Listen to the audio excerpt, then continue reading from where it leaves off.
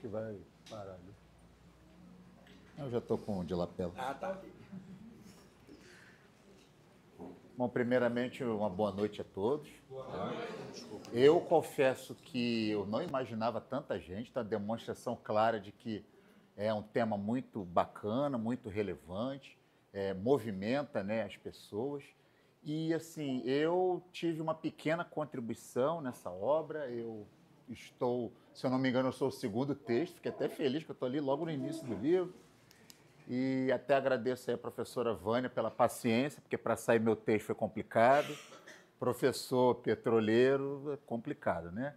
Mas a gente conseguiu fazer que o texto saísse. Muitas dicas que também a professora me deu ali para o texto ficar bem, bem bacana. E o meu foco principal na minha participação no livro é falar especificamente da política e da história de Rio das Ostras. Aí eu já não falo tanto dos sambaquis, não falo tanto da origem, né, arqueológica, eu já começo a falar de Rio das Ostras dos anos 70 para frente. A cidade de Rio das Ostras, ela é um distrito, né, se tornou um distrito de Casimiro de Abreu em 1970. Na verdade, foi um dos passos para a emancipação. Na verdade, desde a década de 50 já existia uma pequena elite que tinha vontade, tinha o desejo da emancipação, porque entendia que Casimiro de Abreu muitas vezes não atendia suas necessidades, principalmente necessidades sociais, a urbanização era muito pequena, o isolamento de Rio das Ostras, a gente não deve se iludir, as estradas de acesso a Rio das Ostras eram muito precárias, a rodovia Amaral Peixoto, se a gente acha que ela tem buraco, na década de 50, 60 e 70 era muito pior. A rodovia, na verdade, ela só foi asfaltada na década de 70, mais ou menos 70, 71. Ela foi aberta nos anos 50, mas era estrada de terra. Ela efetivamente asfaltada foi nos anos 70. E à medida que você tem essa vontade, esse desejo da independência, a criação do terceiro distrito de Casimiro de Abreu foi extremamente importante. Eles perceberam, né, aquela pequena população que existia em Rio das Ostras, uma possibilidade de um dia se tornar uma cidade. Para vocês terem uma ideia, Rio das Ostras nos anos 70 tinha aproximadamente 18 mil, 20 mil habitantes. Era uma população muito pequena. Mas o desejo de independência continuou.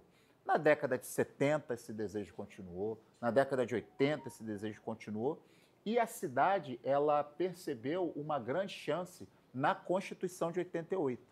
A Constituição de 88 facilitou muito a criação de novos municípios. Quer dizer, o processo para você se emancipar de uma cidade era muito trabalhoso, muito complicado. A Constituição de 88 ela foi um marco. Ela facilitou a criação de novos municípios. E aí a gente vai pegar aqui alguns exemplos da região. Iguaba Grande era vinculado a São Pedro da Aldeia, Arraial do Cabo era vinculado a Cabo Frio, Búzios era, na verdade, um distrito de Cabo Frio. Então, todas essas cidades aproveitaram a chance. E se a gente for falar da Baixada Fluminense, nós temos Queimados, nós temos Mesquita, cidades que aproveitaram essas e outras chances para se emancipar. Não necessariamente todas elas se emanciparam na Constituição de 88. Algumas foram em 85, enfim, mas em 88 facilitou muito a criação de novos municípios. No entanto, o Rio das Ostras, aquela batalha política, aquele problema, você tem que ver quanto que você tem de imposto, qual é a arrecadação. Depois de muito tempo, finalmente saiu a emancipação. Eu não exploro esse aspecto no livro, mas vale a pena nós falarmos.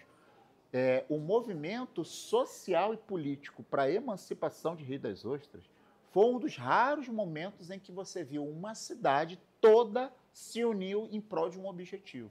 Desde o empresário mais rico até a pessoa mais humilde, todas se engajaram nesse processo.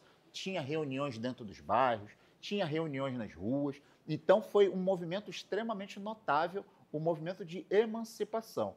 E até reforçando a fala de Eronei, quando você pesquisa a história de Rio das Ostras nos anos 90, você vê que existiam muitas associações de moradores aqui. Então, eu acredito que boa parte desse dinheiro do royalty ele só se transformou em melhoria para muitos bairros graças a esses movimentos sociais muito fortes que existiam na cidade. Então, vale como ensinamento para as nossas gerações atuais. Será que a cidade poderia estar melhor se houvesse uma mobilização social melhor? É bem provável que sim, porque no final dos anos 90, o movimento popular e social era muito forte. Até a contribuição de Eronei quando ela fala das escolas de samba. Eu realmente não tinha essa noção, esse link da questão das escolas de samba com as associações de moradores, mas eu via que as associações eram realmente muito fortes. E aí, falando especificamente da questão, voltando já para a emancipação, né, um movimento muito forte. Nós tivemos a primeira eleição. Essa eleição foi uma eleição extremamente disputada, onde nós tivemos o Gelson Apicella, que inclusive morreu recentemente. Ele era um líder camponês, o pai dele tinha uma história muito bonita no movimento do campo da cidade, e ele era o camarada que era o filho de Antônio Apicella. E ele herdou essa questão política, e o brizolismo, na época, nos anos 80, final dos anos 80, início dos anos 90, era muito forte. E Gelson Apicella era o presidente do PDT. E, inclusive, teve uma história entre Cláudio Ribeiro e Gelson, em que eles iam fazer uma pesquisa de opinião, e quem estivesse melhor na pesquisa de opinião seria o candidato. E nessa pesquisa de opinião, quem ficou melhor foi Gelson Apicella. Mas o Cláudio Ribeiro, mesmo assim, insistiu com a candidatura dele, e a disputa foi uma disputa extremamente acirrada. O Cláudio Ribeiro ganhou com uma diferença muito pequena, de 200 e poucos votos, ele conseguiu ser o primeiro prefeito de Rio das Ostras. Muita gente pensa que quando você faz emancipação está tudo resolvido, né? Não está resolvido. Na verdade, existiam gravíssimos problemas de urbanização, gravíssimos problemas ambientais, o mangue extremamente agredido na cidade de Rio das Ostras. O Rio das Ostras, no início dos anos 90, ele já sofria o processo de degradação ambiental, muito lançamento de esgoto, muita degradação. Então, muitas questões a serem resolvidas com um orçamento muito pequeno.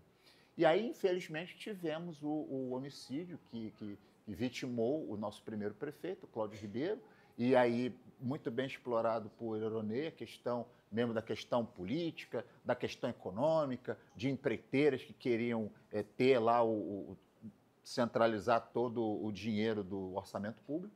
E, infelizmente, nós tivemos essa situação muito complicada. A partir do momento que Cláudio Ribeiro ele é morto, entra no lugar dele a primeira e única prefeita de Rio das Ostras até hoje, que foi a Tereza Gianazzi, que também, infelizmente, recentemente, se eu não me engano, agora no ano de 2023 para 24, também acabou morrendo. E ficou no mandato tampão, um mandato de pouco mais de 9 meses, não teve muito o que fazer, porque a cidade ficou muito consternada, foi um clima extremamente ruim na cidade. Você imagina, um prefeito, que é a figura política máxima de uma cidade, perder a vida. Então, a cidade realmente ficou muito impactada psicologicamente.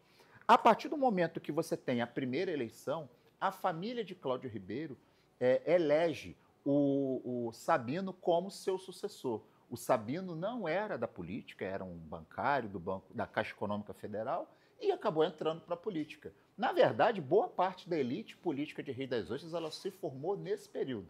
Então, você tem o próprio Carlos Augusto, o Sabino, o Marcelino, confesso que eu procurei nos anos 90, não encontrei nenhuma referência dele, mas principalmente Carlos Augusto e Sabino, eles começaram na política também nessa época. Na verdade, boa parte dos políticos, né, que temos inclusive até hoje, vereadores, ex-vereadores, começaram nesse período da emancipação. Gente, você está começando uma cidade praticamente do zero, né? Então você vai formar as elites políticas ali. A partir do momento que você tem a subida de Sabino, coincidiu com o aumento dos royalties do petróleo. Muita gente se confunde e fala que a questão do royalties do petróleo é um prêmio. Ah, nós recebemos um prêmio. Não, na verdade tem muito a ver com a questão ambiental. Se você tem um vazamento numa plataforma, se você tem qualquer problema ambiental, o primeiro lugar que é impactado é a cidade aonde está o litoral daquela plataforma de petróleo. Então, na verdade, é uma compensação para os danos ambientais que são causados pela exploração de petróleo às cidades. As cidades que fazem o dever de casa aproveitam muito bem esse dinheiro. Investem em obras de urbanização, saneamento, drenagem. Algumas fazem um fundo para investir no futuro. Então, o Sabino ele dá a sorte, né, de entrar na política, entrar na prefeitura e os royalties começaram a subir. E aí, né, os movimentos sociais e a própria população fizeram com que esses investimentos se materializassem. A cidade de Rio das Ostras, na verdade, ela tem vários surtos de crescimento populacional.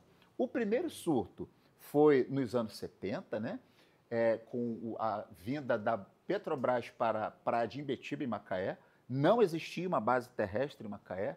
Na década de 70, você teve a criação dessa base terrestre e você começou a ter as bases, né, nos mares. Automaticamente, todas as cidades da região, Macaé, Rio das Ostras, começaram a ter o aumento do crescimento populacional. E Rio das Ostras isso aconteceu também.